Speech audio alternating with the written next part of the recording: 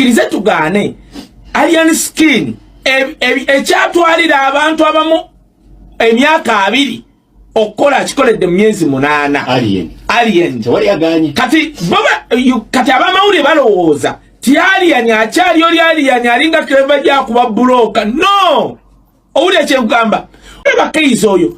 Keizi ya creatinga kibaita rapo wajewa bajjo kubanga mukwano gwe Keizi asoro mumubuuze kyonna kyakola ki kubanga waliwo enkolagana ne babasaaga kati tulina abamawulire abamu abakopye karakta ya Keizi balowooza Keizi ya veri nagwa bugu tebamalina kumanya nti Keizi olweggulo tuba naye nga tuseka tunywa tusamba naye omupiira nti newajja ne kamera y'okumbuuza ekibuuzo newekiba kiringa ekibi kitya naye mukwano gwange yakuliyetinga tebayita enkolagana rapo kati tulina ekizibu tulina obwana obwakava ku university bakawana kubanga katuna bulungi kalina amaaso malungi ebisiga bigweri bikoze bitya ababwambazza rwasa ebyo bigambo by'omukulu Kaye Wisdom buterevu nawo mukwano gwange ne kujukiza nti oli ku KIKA Media ensibuko ya mawulire gwatena bakubanga subscribinga gena maso subscribing likinga commentinga tusobola okubanga temu nange tutambula fenna okutegeeza nga imwabalabye nga banje bwe bati promoter teyafunye sente kubanga ngami miliyoni eziwera nga 30 zagenze mu ticket ezennyonyi mugattako sente kibanda ze yasaba nga nyingi zakabalinza amabanja teyafunye sente nenga ate abantu babadde mu bangi kati imagine singa abaana bano bateeka shonga temuli mu ticket zisuka mu 3 bandi badde bayina sente nyingi nnyo but they didn't get money because there's so much money. There was a lot of money that was put in nga bagezaako just making sure nti kibanda atuuka wano zino sente zonna zaali za kwewola. I can testify that kuba naliwo gundi letayo zino bino byonna bibaawo nga promoter wa Abu Dhabi ngamba buuza ne kati wa Abu Dhabi ali kuki tamanyi kyagenze mu maaso kibanda kutuuka Dubai talina kyamanyi tutuka show ya Abu Dhabi bagikyusiza venue bagiza ku Cubes Club ya Kevin. Now Cubes Club is very small for alien skin to perform there kubanga era n'okuva Uganda kye yali agamba ti mpulira Abu Dhabi akafo katono sagala ntukeyo munyimbisize mu kayembe awo abamutuufu kubanga his level of jaliko sawa zino n'abantu basuubira okujja mu show ye obuteka mu baale gye babadde bamutegesemu okusooka ebeera ntono ngosobola okugezako okutegeera kyagezako okutegeeza but still bwe tudda mu business perspective kyogamba kibanda singa nkugambani singa omugagga nga kirumira bakupangisiza okujja oyimbira abantu 15 tobayimbira kubanga bali mu ddiiro lyabwe. Once you've been given money, I think you just need to deliver. Chebakugambye okudelivaringa without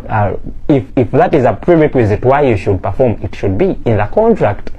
Nti siyimbira abantu bwe bati naye ate ogundi tesobola kuvaayo ku last minute n'ogamba nti akafo katini yako sijja kayimbamu kati awo nalabye nga awo tekyabadde fair to the side of the promoters if that is the venue they have. Bo omuntu ayinza okubanga just ategese nga ayagala kulaba just nga akunyumira bunyumizi yavudde Uganda nga we are uncertain whether he will sing in Abu Dhabi naye nga the goal was katusoke tukiryalinga main show eya Dubai kubanga yabaddeko abantu bangi era yabadde jja kuleeta problem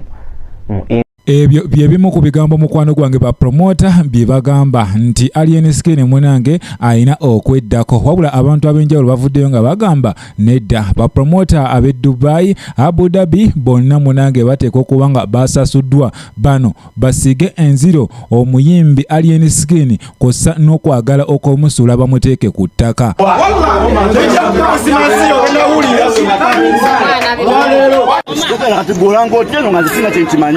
Ogamba mukametia kibu tetulumye okay katatu kigwe omulanga ate no ngaze simanyi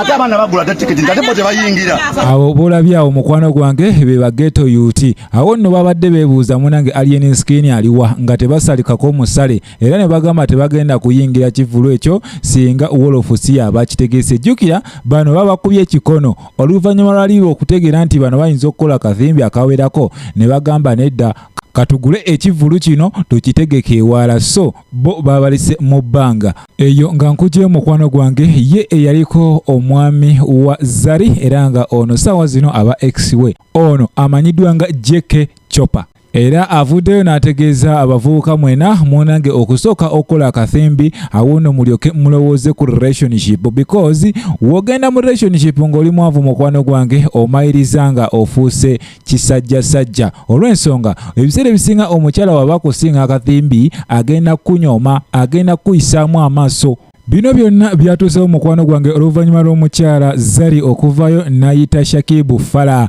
era nga bino byonna byazze jjukira bano babadde balina omukolo gwe balina okubeerako ogwo White Party era nga promoter ye yavuddeyo n'alabisa bino byonna okutuukawo omukyala ono promoter amanyiddwa nga Ledina munange yagenze maaso n'ata video oba emboozi gye yalimu n'omukyala Zari era bino we byagudde mu matu g'omukulu Shakibu n'asaba mukyala we amuwe katiibwa akatono